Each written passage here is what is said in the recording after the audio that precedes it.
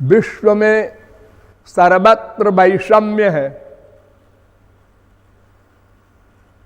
सब पृथक पृथक तत्व हैं। 84 लाख प्रकार के शरीर, सब एक दूसरे से पृथक। फिर एक मनुष्य शरीर ही ले लो, 6 अरब आदमी है वर्तमान काल में, सबकी शक्ल अलग अलग, और तो और सबका अंगूठा का जो निशान है वो भी अलग अलग। कितना बड़ा वैलक्षण है, छोटा सा अंगूठा, उसके नीचे की जो बनावट है, जो अंगूठा निशान देते हैं आप लोग लिखा पढ़ी में, वो सब की अलग अलग। फिर शक्ल क्या मिलेगी, फिर अकल क्या मिलेगी, सब पृथक पृथक। किंतु एक बात में सब एक मत है। क्या बात है वो? सुखम में भूयात दुखम में महाभूत। हमको सदा सुख मिले, दुख कभी न मिले। नास्तिक हो, आस्तिक हो, ओ कुकर शूकर कीट पतंग हो, अथवा इंद्र आदि देवलोक का हो, सब केवल आनंद चाहते हैं, केवल आनंद। सुखाय कर्माणि करोति लोको। प्रतिक्षण का हमारा प्रत्येक वर्क आनंद के लिए होता है। आनंद, सुख, मजा, लुत्फ, चैन, हैप्पीनेस, अनेक नाम है उसके। पीस, शांति। और यह भी आपको पता है कि कोई जीव एक क्षण को भी अकर्मा नहीं रह सकता। प्रत्येक जीव को प्रतिक्षण कर्म करना पड़ेगा, और जो भी व्यक्ति जो भी कर्म करेगा केवल आनंद के लिए।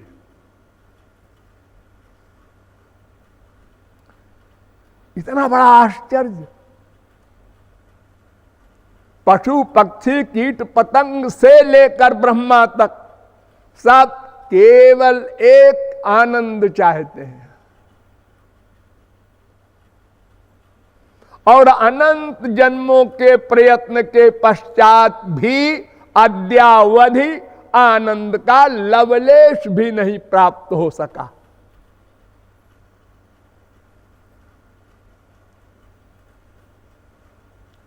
क्या कारण है? हम आनंद क्यों चाहते हैं और आनंद प्राप्त क्यों नहीं हो सका? ये 2 प्रश्न हैं। इन 2 प्रश्नों को हम हल नहीं कर सके। अनंत जन्म में भी अनंत बार मनुष्य बने और बड़ा बड़ा दावा किया हमारी बुद्धि ऐसी है, और 2 प्रश्न नहीं हल कर सके। हम आनंद क्यों चाहते हैं और वो अनंत जन्मों के निरंतर प्रयत्न के पश्चात भी क्यों नहीं मिला?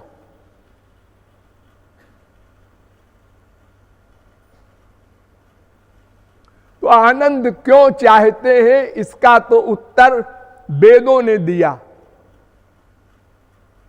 वेदों ने कहा कि वो सुप्रीम पावर, वो परात्पर शक्ति आनंद है, आनंद है, और हम उसके अंश हैं। इसलिए केवल आनंद ही चाहते हैं, आनंद ही चाह सकते हैं। अगर प्रयत्न करें दिन रात कि हम दुख प्राप्त करने का लक्ष्य बनावें तो भी असंभव। प्रत्येक अंश अपने अंशी से प्यार करता है। आप लोग दीपक जलाते हैं, ऊपर को लौ जाती है सूरज की तरफ। ये मिट्टी का ढेला है, छोड़ दो, पृथ्वी की ओर जाएगी, उसका अंश है। प्रत्येक अंश अपने अंश को चाहता है, नेचुरल प्यार है। और आनंदो ब्रह्मेति बेजानात आनंदाध्येव खल विमान भूतानि जायन्ते आनंदेन जातानि जीवंति आनंदम प्रयंत अभिसम विशंति। वेद कह रहा है, श्वेताश्वतरोपनिषद 3 अध्याय का 6वां मंत्र। ये कह रहा है कि आनंद वो ब्रह्म है, भगवान है, हम उसके अंश हैं, इसलिए आनंद चाहते हैं। ये हमारा नेचर है। कोई कहे जी नहीं, हम और कुछ चाहते हैं। क्या चाहते हो? छोटे से बच्चे से पूछो, क्या चाहते हो? हम परीक्षा में पास हो जाएं।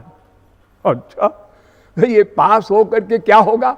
अगली कक्षा में जाएंगे, फिर उसके आगे, फिर एमए हो जाएंगे, फिर डीलिट हो जाएंगे।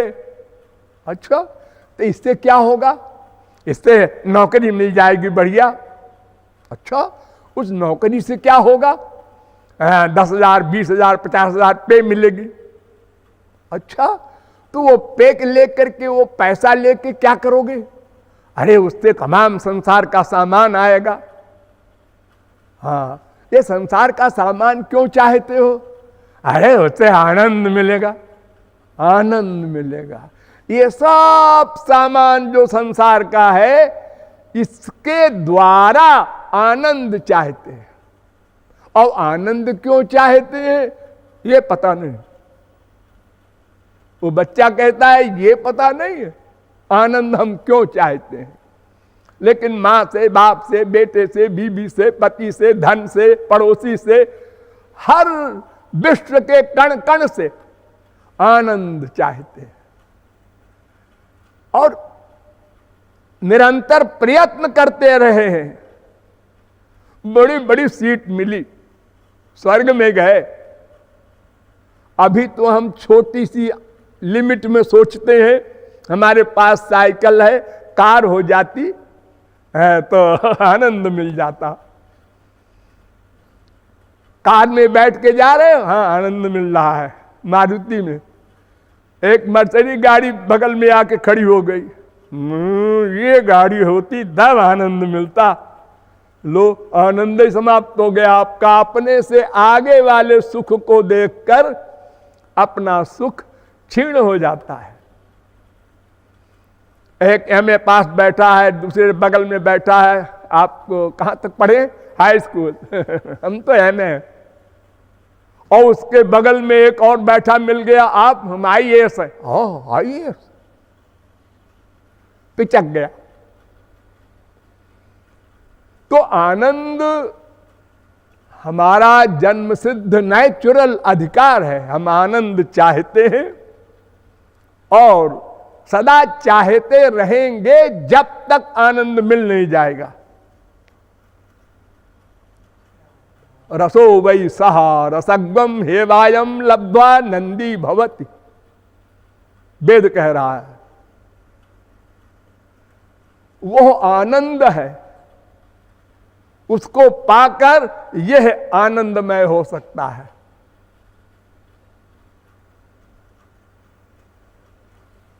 क्यों जी? हमको जो संसार में आनंद मिलता है, ये आनंद नहीं है।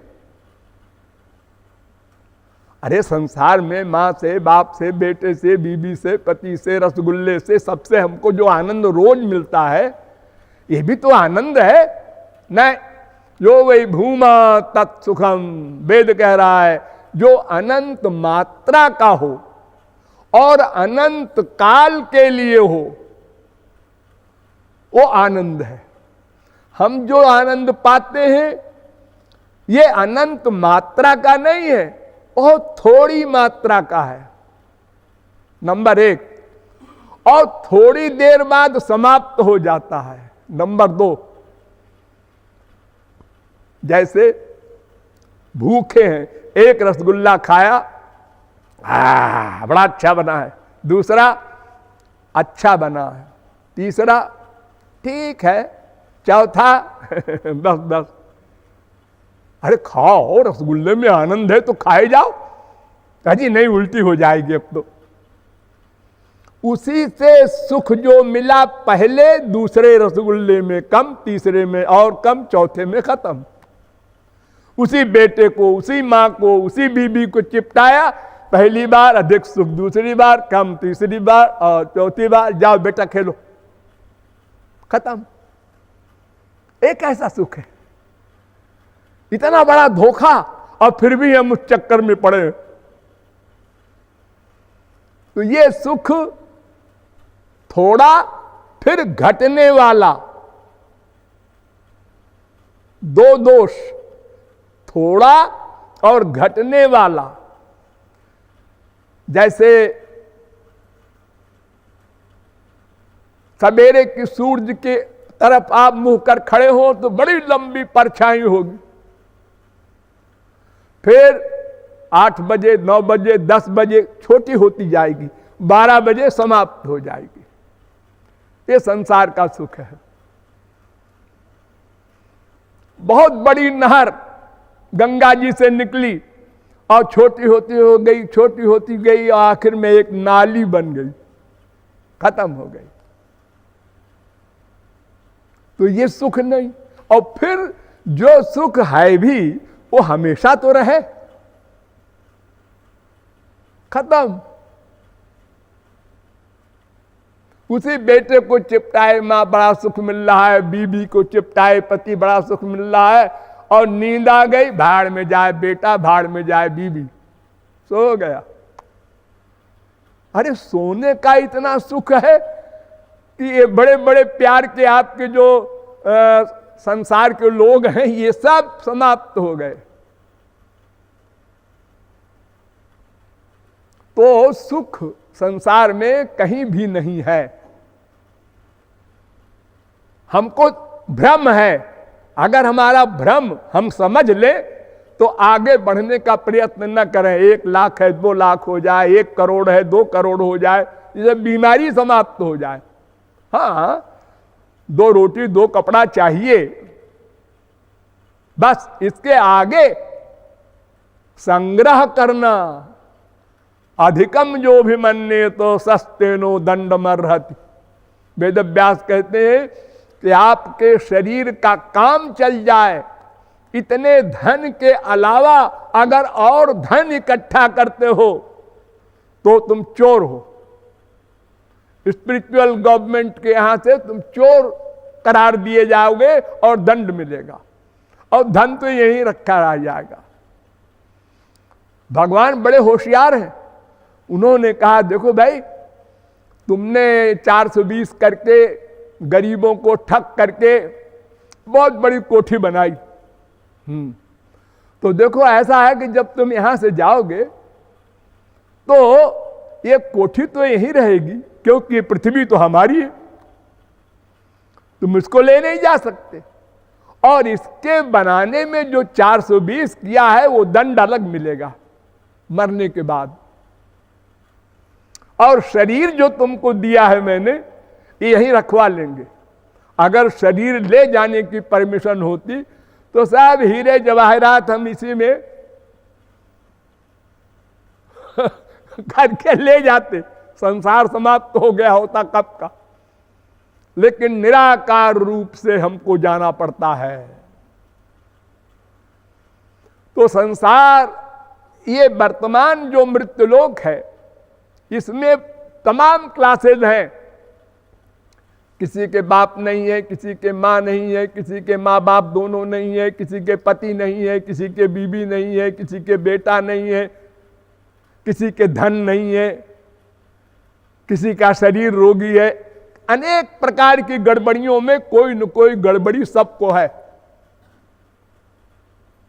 लेकिन अगर किसी के सब कुछ हो, तैत्तरीयोपनिषद में लिखा है,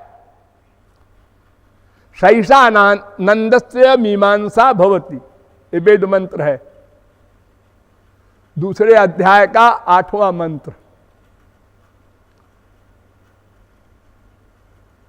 कोई पुरुष संपूर्ण पृथ्वी का एक राजा हो, आजकल तो सब अलग अलग देश हैं, अपने देश का कोई प्राइम मिनिस्टर हो जाए, प्रेसिडेंट हो जाए, बस।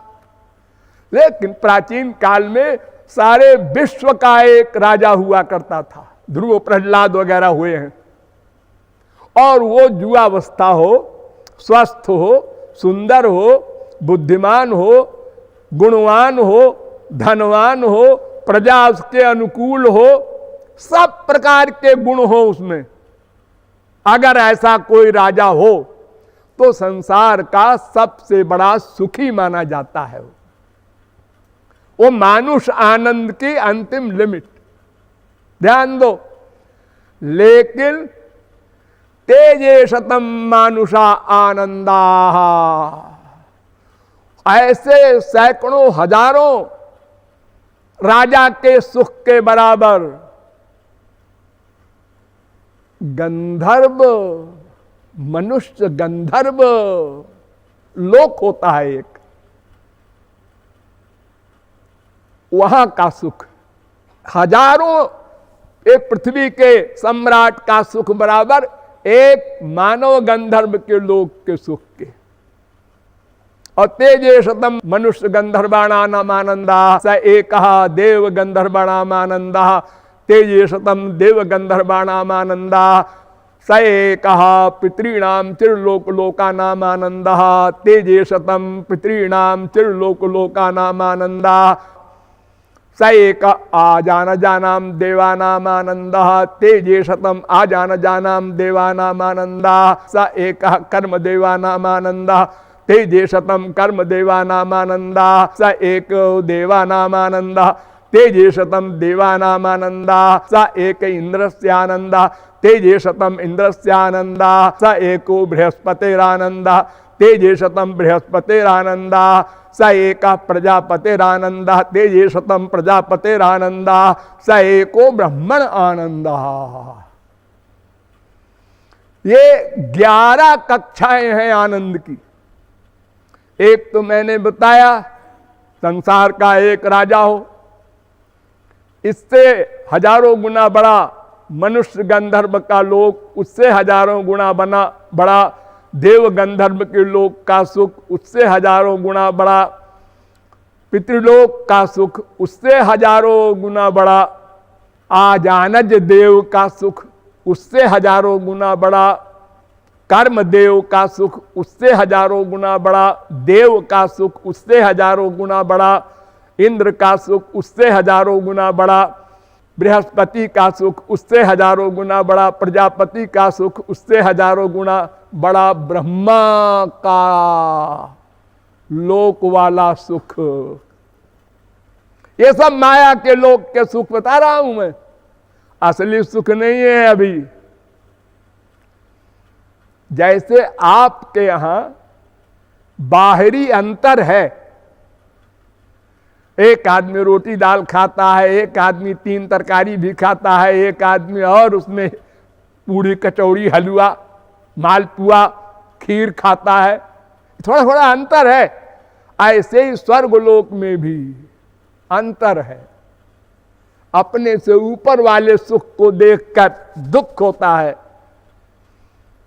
इंद्र भी ब्रह्मा का पद चाहता है, ब्रह्मलोक का सुख देखकर इंद्र को ईर्ष्या होती है। सुरपतिर ब्राह्मम पदम याचते, तो ब्रह्मलोक तक का सुख, ध्यान दो, माइक सुख है, यानी लिमिटेड है और घटने वाला है और कुछ समय का है। आपने पुण्य किया है, जितना पुण्य किया है उतने दिन आप स्वर्ग में रह लीजिए, उसके बाद आइए नीचे कुत्ते बिल्ली गधे की जोनियों में। तो आनंद जो अनंत मात्रा का है वो ब्रह्मलोक तक नहीं, और अनंत काल तक रहेगा ये भी ब्रह्मलोक तक नहीं, वो केवल ब्रह्म के पास है, भगवान के पास है। अब भगवान का पता लगाओ, ये कौन है भगवान, कैसा है, कहां रहता है। उसी से तो आनंद आपको मिलेगा।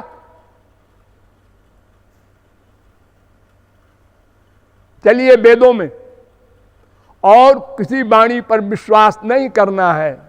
क्यों? और सब वाणी मनुष्य की है, तो हो सकता है कोई गड़बड़ी हो मनुष्य में, कोई कमी रह गई हो और उसने ग्रंथ लिखा है। और भगवान का तो स्वरूप सदा सर्वज्ञता का है। और फिर वेद भगवान ने भी नहीं लिखा, अनादि निधना वेदा। जब से भगवान तब से वेद इस सृष्टि में प्रकट कर देते हैं, फिर भगवान में लीन हो जाता है, फिर प्रकट हो जाता है, बस। तो वेद कहता है भाई देखो एक भगवान है बस, और कुछ नहीं है। एक मेवाद्वितीयम ब्रह्म ईशावास्यमिदग्वम सर्वम यत्किंच जगत्याम जगत। ईशावास्योपनिषद का पहला मंत्र। सब कुछ भगवान है, सब कुछ भगवान था, सब कुछ भगवान रहेगा, इतना समझ लो बस। एको ही रुद्रो, एक भगवान, न द्वितीयाय तस्थुर या इमान लोकानीशत ईशनी भी वेद कह रहा है। एक देव है, एक ब्रह्म है, एक भगवान है, एक पर्सनैलिटी है, सुप्रीम पावर।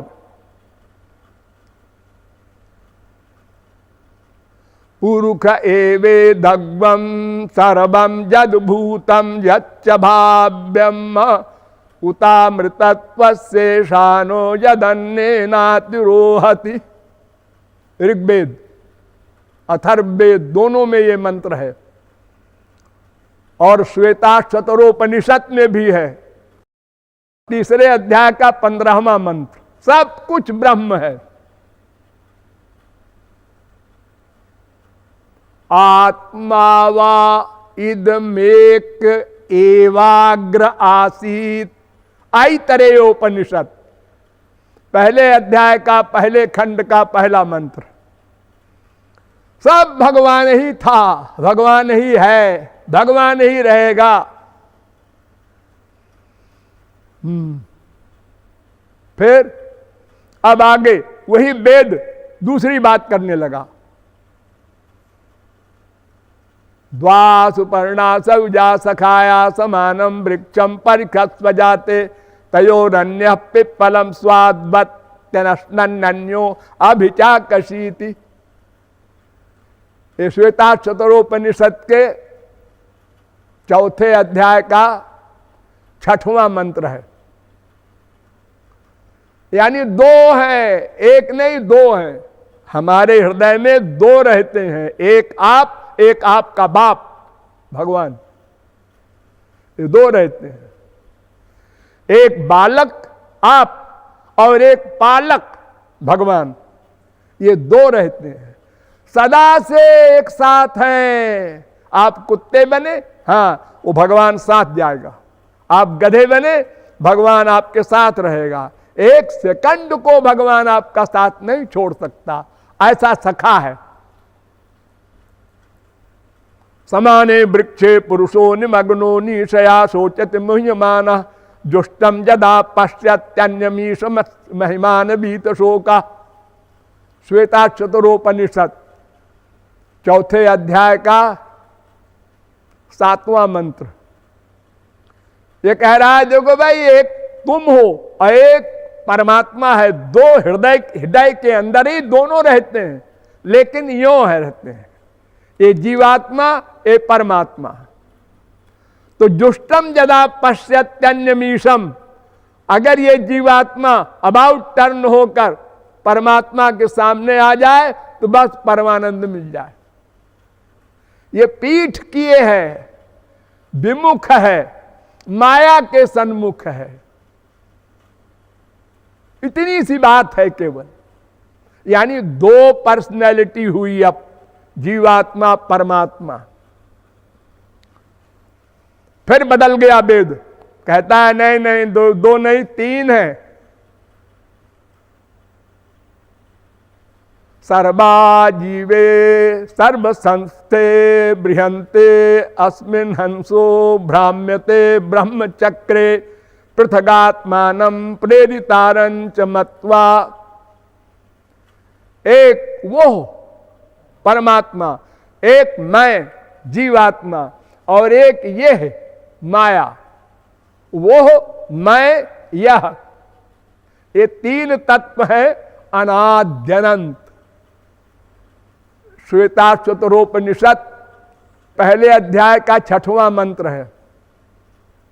संयुक्त में तत्क्षरमक्षरंच व्यक्ता व्यक्तम भरते विश्वमीशा अनीशात्मा बध्यते भोक्तृभावात् ज्ञात्वा देवं मुच्यते सर्वपाशैः।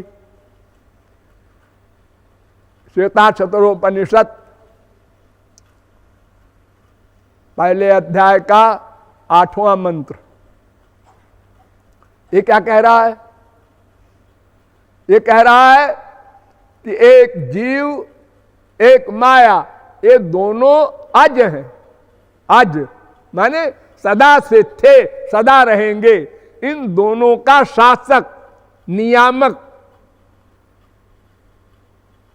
भगवान,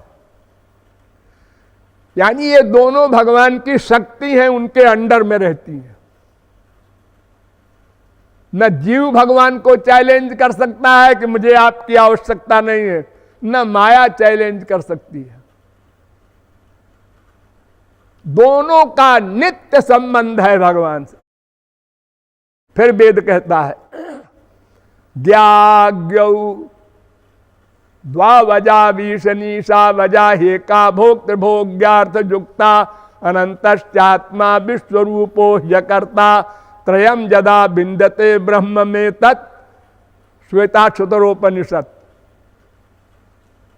कह रहा है देखो, एक ज्ञ होता है सर्वज्ञ भगवान, और एक अल्पज्ञ जीव, और एक माया होती है अजा, यानी अज अज अजा, जिसका जन्म न हो, सनातन हो। अज भगवान, सनातन जीव, सनातनी माया।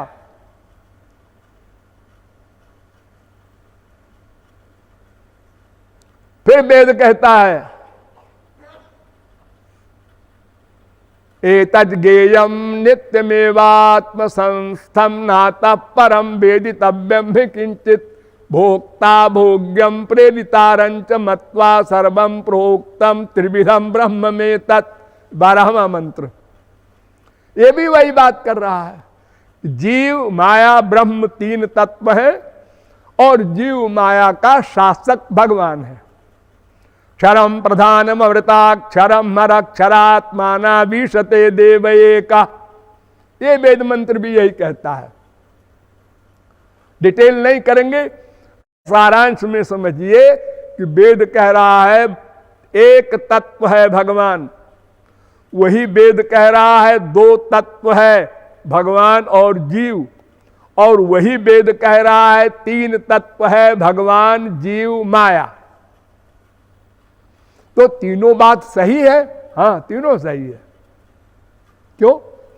कि जीव और माया ये भगवान की शक्ति है, तो शक्ति शक्तिमान से भिन्न नहीं रह सकती।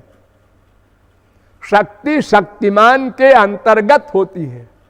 चाहे हम कहें ये पेड़ की जड़ है, ये पेड़ का तना है, ये पेड़ की डाल है, ये पेड़ की पत्तियां हैं, ये पेड़ का फूल है, ये पेड़ का फल है, ये सब पेड़ एक है। तो उसी प्रकार भगवान की शक्तियां जितनी भी हैं वो सब भगवान ही कहलाती हैं। इसीलिए कहा त्रिविधम ब्रह्म, ये तीनों ब्रह्म हैं। तो एक कहो वो भी ठीक, दो कहो वो भी ठीक, तीन कहो वो भी ठीक। आशय ये है आपको आनंद चाहिए, हाँ, तो उसके लिए वेद कहता है रसग्वं हेवायम लब्ध्वा नंदी भवति।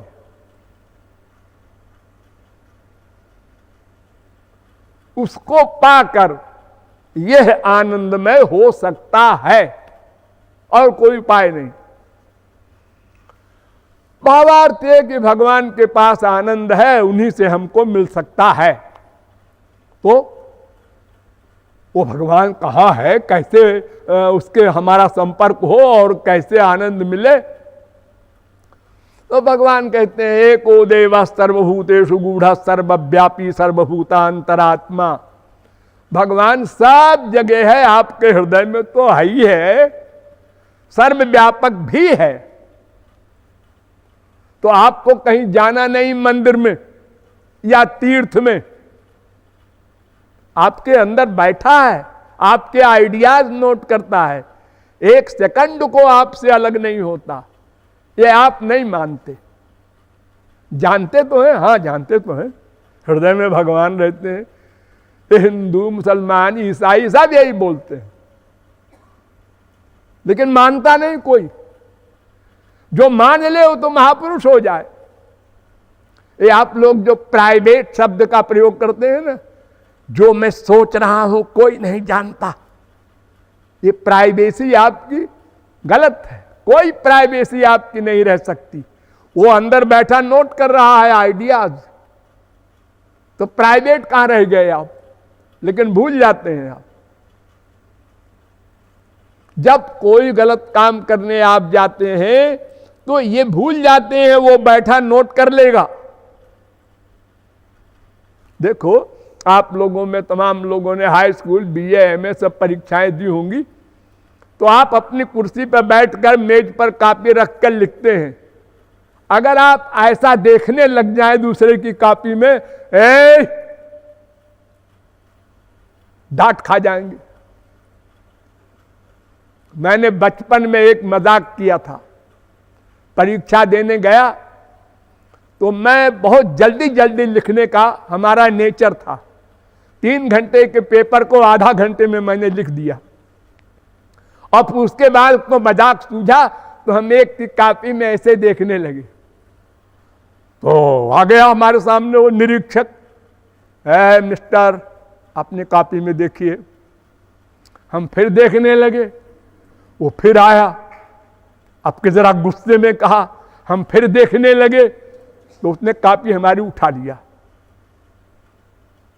हम तो पूरा लिख चुके थे, हमको क्या परवाह थी, और हम भी अपना उठ के गुस्से में वहां से चले आए।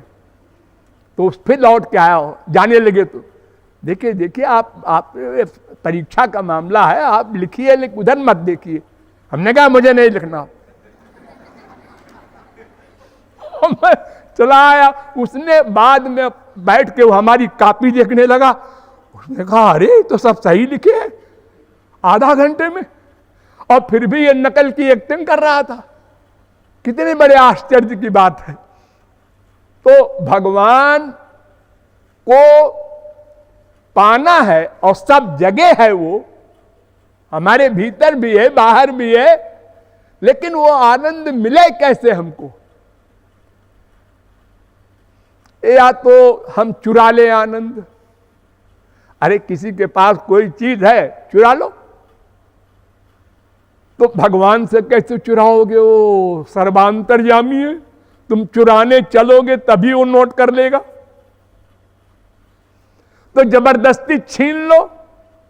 अरे न तत्समस्या भेदकश्च दृश्यते, वेद कहता है उसके बराबर नहीं है कोई, उससे बड़ा कौन होगा। तो फिर तीसरा रास्ता है भीख मांग लो। ये तीसरा रास्ता, इसी को भक्ति कहते हैं, शरणागति कहते हैं। मांग लो। देखो कितने भिखारी हमारे भारत में ही घूम रहे हैं रोटी दाल के लिए। इसी ब्रज में कितने बाबा लोग मधुकरी मांग के खाते हैं, भूखे रहते हैं। तो वो मांग कर ले लिया उसने।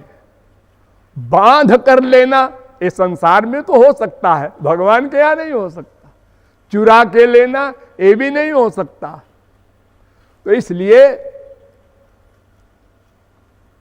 वेदों में कहा कि यस्य देवे परा भक्तिर यथा देवे तथा गुरौ तस्यैते कथिता ह्यर्था प्रकाश्यन्ते महात्मनः।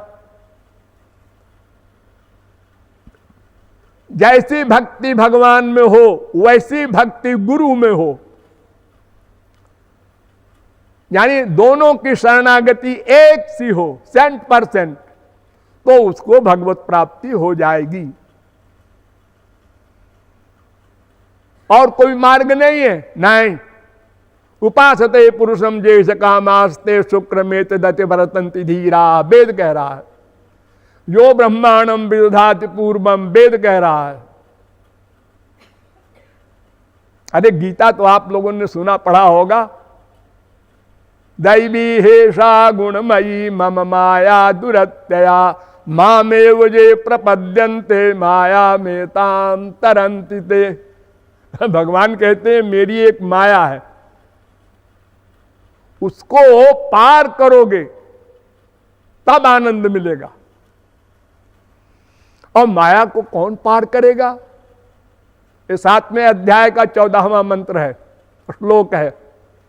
जो मेरी शरण में आएगा, मेरी शरण में, भगवान की शरण में, और केवल मेरी शरण में,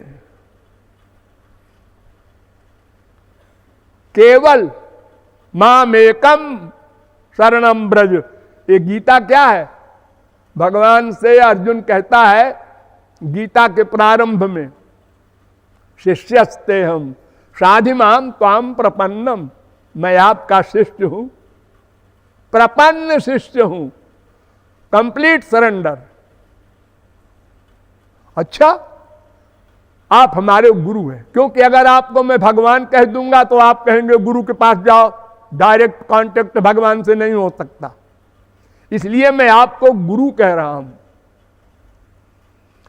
हाँ तो बोलो क्या कह रहे हो? तुम शिष्य हो, हम गुरु हैं, चलो मान लिया। ऐसा है गुरुजी कि अगर मैं युद्ध करूंगा तो ये सब जो कौरव लोग हैं, ये सब हमारे ब्लड रिलेशन है इनके हमसे। कोई ताऊ है, कोई पितामह है, कोई भीष्म है, कोई, इनको मारूंगा। हाँ मारना है, औलाई में क्या करना होगा? अरे तुम गए थे द्वारिका में हमसे हेल्प मांगने, तो मारने के लिए तो गए थे।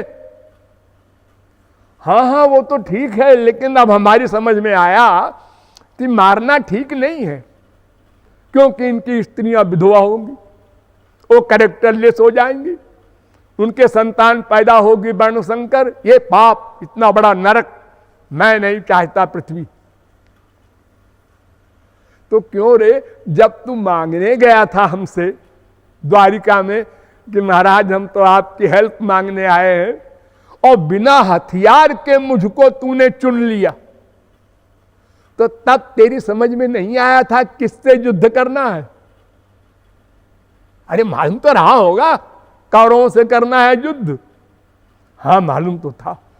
फिर और तू कहता है मैं शरण में हूं, और अपनी बुद्धि भी लगाता है कि मैं मारूंगा तो पाप होगा, तो नरक मिलेगा। यानी तू गुरुजी को उपदेश दे रहा है। शरणागत का मतलब बुद्धि गुरु को दे देना, सोचना नहीं कुछ। वाल्मीकि के गुरु ने कहा देखो मरा मरा बोलते रहो।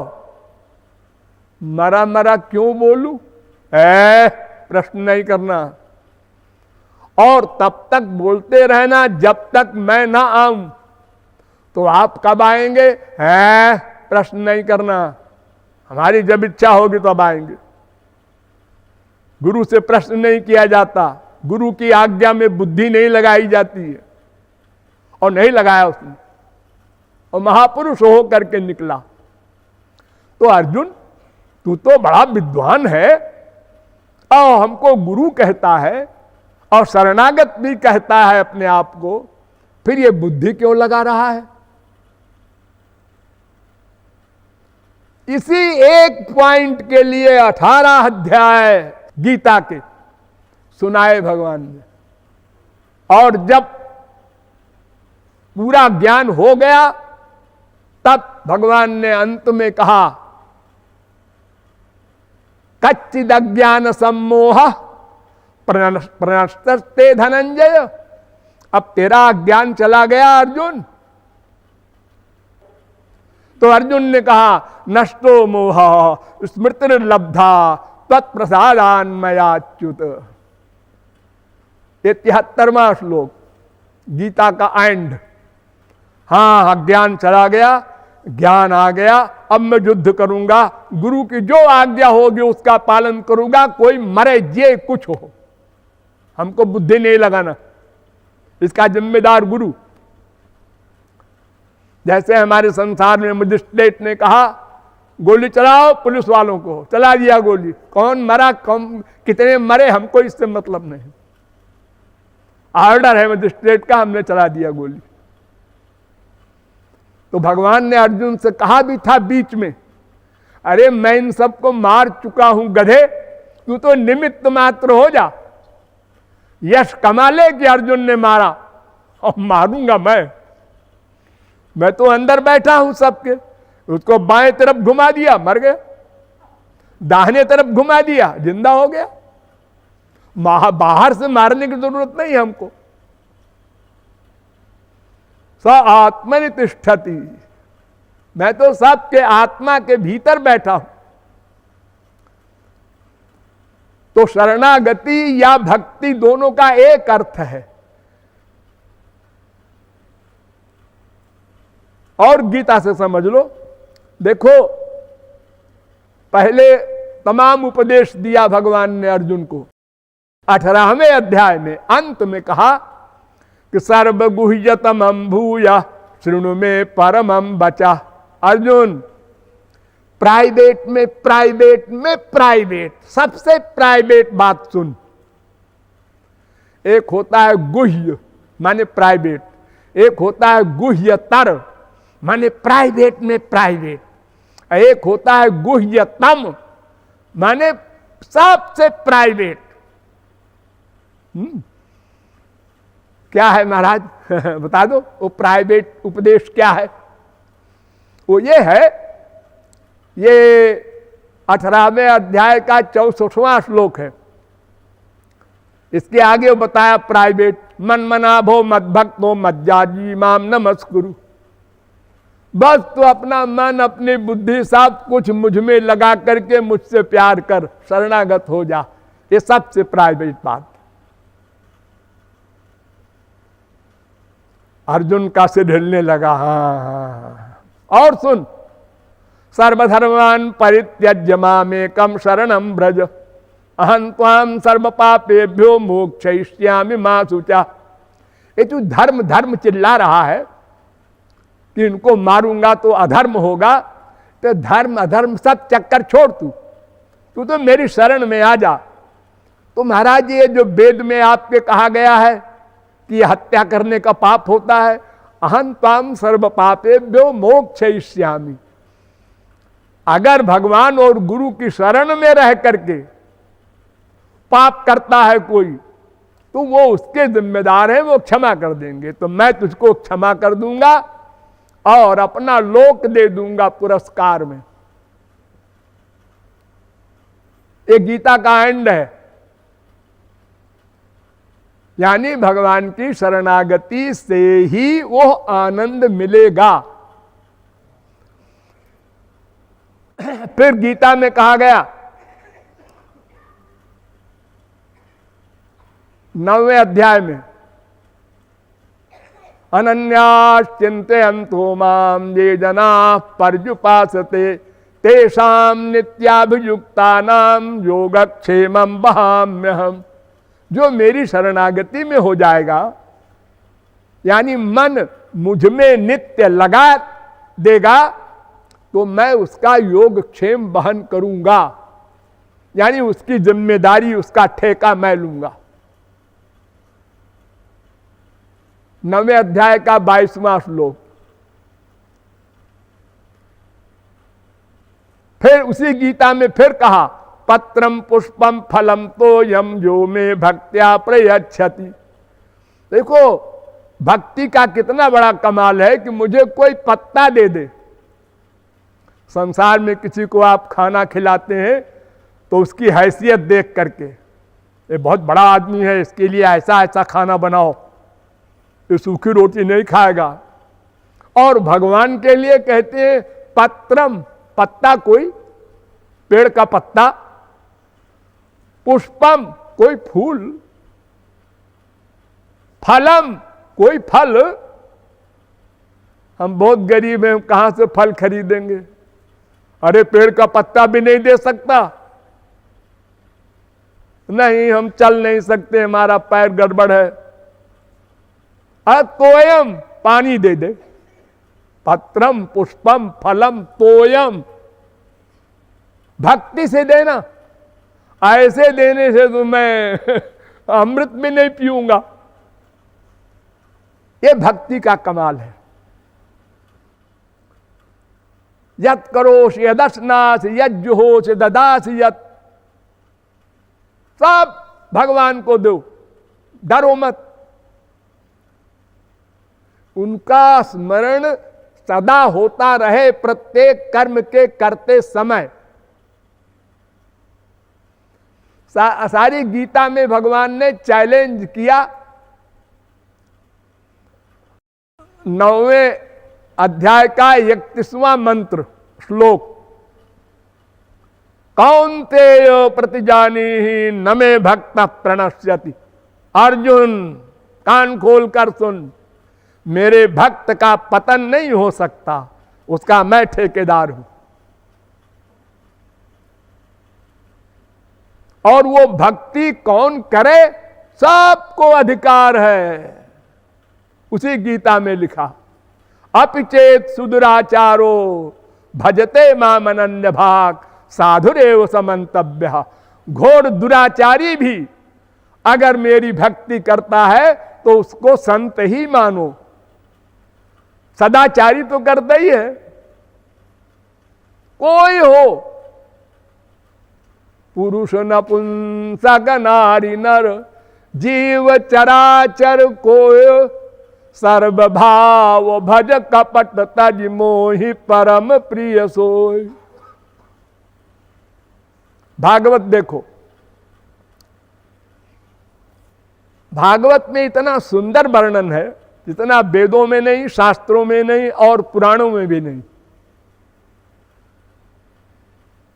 उद्धव शरी के परमहंस प्रश्न कर रहे हैं श्री कृष्ण भगवान से, बदंत कृष्ण श्रेयांसि बहूनि ब्रह्मवादिना तेषां विकल्प प्राधान्य मुताहो एक मुख्यता। ये प्रश्न है 11वें स्कंद के 14वें अध्याय का पहला श्लोक। हे श्री कृष्ण, कल्याण के अनेक मार्ग संत महात्मा लोग बताते हैं, अनेक। क्या ये सब सही है या इनमें कोई एक सही है? और ये अनेक मार्ग बन क्यों गए? बेचारा एक आदमी, वो बाबा जी आए ऐसा बोल गए, दूसरे बाबा जी आए ये बोल गए, तीसरे बाबा जी ये बोल गए, वो कंफ्यूज्ड हो गया, क्या सही है किसकी माने।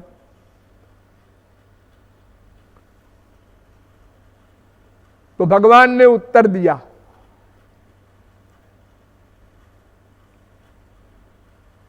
मन माया मोहित धिया पुरुषा पुरुषर्षभ श्रेयो बदंत्यनेकांतम यथा कर्म यथा रुचि। 14वें अध्याय का 9वां श्लोक। उद्धव, मेरी माया से सब मोहित हैं और सबके तमाम जन्मों के कर्म भी अलग अलग हैं, संस्कार अलग अलग हैं, इंटरेस्ट अलग अलग है, रुचि अलग अलग है। किसी का सत्व गुण बलवान, किसी का रजोगुण बलवान, किसी का तमोगुण बलवान। तो मेरी वेदवाणी का जो अध्ययन करते हैं ये लोग, तो अपनी अपनी बुद्धि के अनुसार अर्थ लगाते हैं, क्योंकि मेरी वेदवाणी अलौकिक है, उसके हजारों अर्थ हो सकते हैं। तो जब अलग अलग अर्थ लगाएंगे तो सत्वगुणी अर्थ लगाएगा सात्विक, रजोगुणी अर्थ लगाएगा राजस, तमोगुणी अर्थ लगाएगा तामस। कि शराब पीना लिखा है वेद में, ऐसा कहेगा वो, तोड़ मरोड़ के शब्दों का अर्थ करेगा। तो ये अलग अलग बुद्धि होने के कारण वेद के अलग अलग अर्थ कर डाले लोगों ने, इसलिए अलग अलग मार्ग बन गए। जैसे धर्म में के यशश्चान्ने कामम सत्यम श्रमम दमम केचित् वदन्ति स्वार्थम वा ऐश्वर्यम त्याग भोजनम। 14वें अध्याय का 10वां श्लोक। कोई कहता है वर्णाश्रम धर्म का पालन करो, ब्राह्मण क्षत्रिय वैश्य शूद्र ये वर्ण, और ब्रह्मचर्य गृहस्थ वानप्रस्थ संन्यास ये आश्रम। दूसरा कहता है अरे क्या इस चक्कर में पड़े हो, ऐसा नाम कमाओ। ये साहित्यिक लोग ये अपना एम बनाए हुए हैं। कोई कहता है जी सब झगड़ों को छोड़ो, अपनी इच्छाओं को पूरा करो। यावत जीवेत सुखम जीवेत ऋणं कृत्वा घृतम पिबेत, जब तक जियो सुख से जियो, कर्जा करके घी पियो। 4 वाक सिद्धांत। कोई कहता है नहीं जी ये सब बेकार बातें हैं, त्यागी बनो। कोई कहता है कि नहीं नहीं ऐश्वर्य इकट्ठा करो। कोई कहता है यज्ञ करो जी, देवता लोग खुश होंगे तो तुम्हारे ऊपर कृपा करेंगे। कोई कहता है तपस्या करो, कोई कहता है दान करो, कोई कहता है यम, कोई कहता है नियम। सब अलग अलग प्रकार के सिद्धांत बताते हैं। केचित् यज्ञ तपोदानम व्रतान नियमान यमान। लेकिन उद्धव आद्यंतवंत एवैषाम लोका कर्म विनिर्मिता दुखोदरकास्तमो निष्ठा क्षुद्रानंदा शुचार्पिता। इन सब कर्मों का जो फल है वो एक दिन प्रारंभ होता है, एक दिन समाप्त होता है, अर्थात स्वर्ग तक ले जाता है। आनंद नहीं मिलेगा, भावार्थ ये। जो आनंद मिलेगा वो लिमिटेड और नश्वर। जैसे यहां आनंद मिल रहा है सबको संसार के सामान में, ऐसे ही उनको मिलेगा। वो दिव्यानंद स्पिरिचुअल हैप्पीनेस नहीं मिलेगा। तो महाराज आप कैसे प्राप्त होंगे? सवाल तो ये है। भक्त्या हमें कया ग्राह्य श्रद्धयात्मा प्रिय सताम। मैं केवल भक्ति से प्राप्त हो सकता हूं। 14वें अध्याय का 21वां श्लोक। केवल भक्ति से।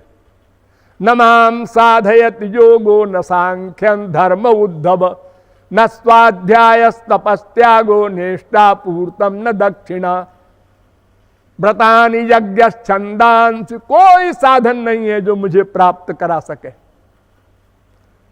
केवल भक्ति से मैं प्राप्त होता हूं। कथम बिना रोमहर्षम द्रवता वा चेतसा बिना बिना नंदाश्रु कलया भक्त्या शुद्धेत विनाशया। भागवत। बिना हमारे प्रेम में उसके आंसू बहे, रोमांच हो, कंप हो, ये सब बिना हुए अंतःकरण भी शुद्ध न होगा। भगवत प्राप्ति तो बहुत दूर की बात है। पहले अंतःकरण तो शुद्ध करना होगा। शुद्ध वस्तु का निरंतर चिंतन करके उसके दर्शनादि की व्याकुलता बढ़ाकर अंतःकरण शुद्ध होता है। और कोई साधन नहीं है ना। अंतःकरण शुद्धि का भी साधन नहीं है।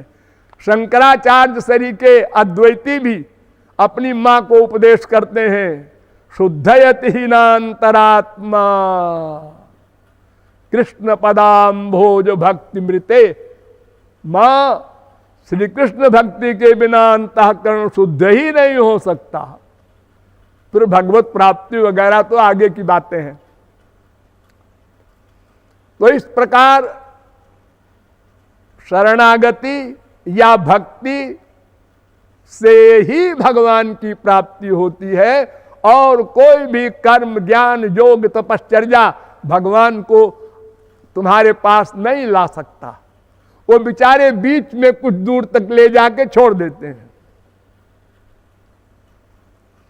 जप, तप, नियम, योग, निज धर्मा, श्रुति संभव नाना शुभ कर्मा, ज्ञान, दया, दम, तीरथ मज्जन, जहां लगी धर्म कहे श्रुति सज्जन, आगम निगम पुराण अनेका, पढ़े सुने कर फल प्रभु एका, ताव पद पंकज प्रीति निरंतर, सब साधन कर यह फल सुंदर।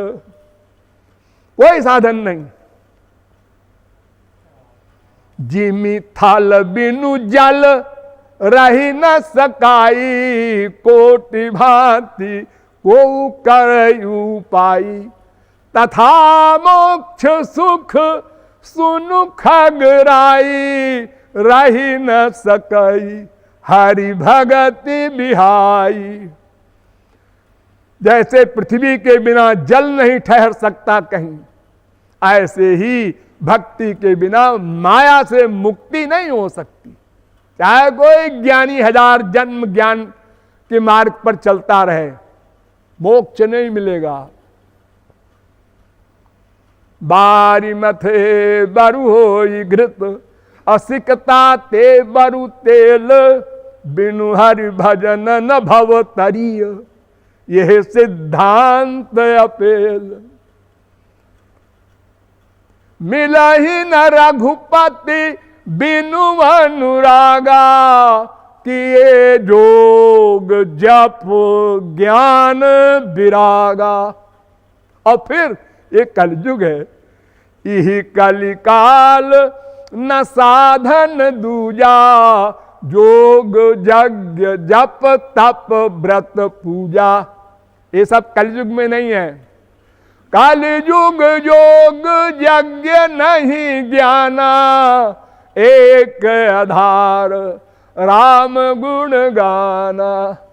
साधक सिद्ध विमुक्त उदासी, कवि कोविद कृतज्ञ सन्यासी, योगी शूर सुतापस ज्ञानी, और धर्म निरत पंडित विज्ञानी। तरई न बिनु से मम स्वामी, राम नमामि नमामि नमामि।